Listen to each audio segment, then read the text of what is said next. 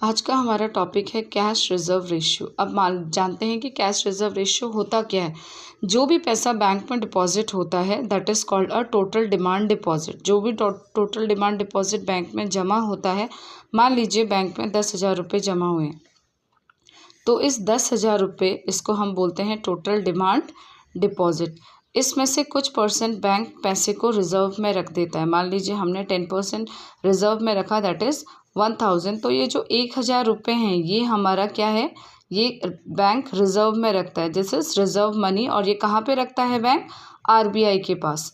तो इसी पैसे को हम बोलते हैं कैश रिजर्व रेशियो। और बाकी का जो पैसा होता है ये बैंक अपने पास रखती है ताकि लोगों को लोन दे और इसमें से लोगों की नीड्स एंड रिक्वायरमेंट पूरी हो और इससे बैंक अपने पैसे को जनरेट करें।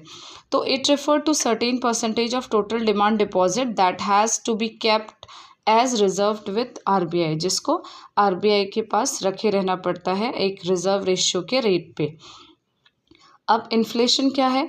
इन्फ्लेशन मतलब होता है महंगाई। जब महंगाई का टाइम आता है जहाँ पे प्राइस बढ़ जाती है, प्राइस बढ़ती है तो डिमांड बढ़ती है, डिमांड बढ़ती है तो इनकम बढ़ती है। इन्फ्लेशन मीन्स महंगाई बहुत है। महंगाई क्यों बढ़ी है? क्योंकि प्राइस बढ़ी है, डिमांड बढ़ी है और इनकम भी बढ़ी है।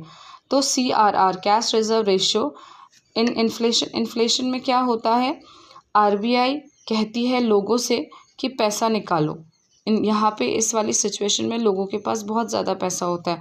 तो बहुत ज़्यादा पैसा होता है तो क्या होता है, रिज़र्व को इंक्रीज़ कर देती है आरबीआई। जो आरबीआई का रिज़र्व आरबीआई ने अपने पास 1,000 रुपये रखे थे, उस रिज़र्व को आरबीआई इंक्रीज़ कर देती है 2,000 रुपये तक। और यहाँ पे लोन की वैल्यू क्या हो जाती है, डिक्रीज़ हो जाती है।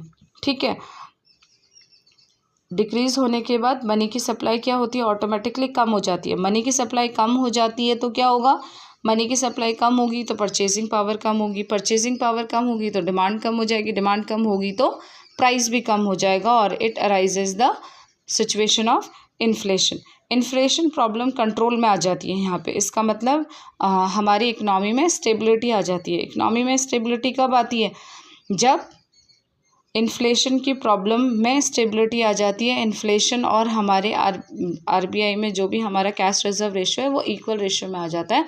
That is called a problem of inflation. यहाँ पे इन्फ्लेशन प्रॉब्लम क्या है, कंट्रोल में है। अब दूसरा हम पढ़ेंगे डिफ्लेशन।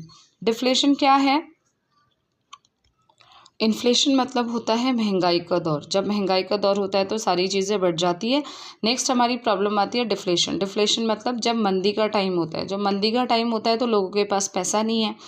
पैसा नहीं है तो आरबीआई इस सिचुएशन में आरबीआई क्या बोलती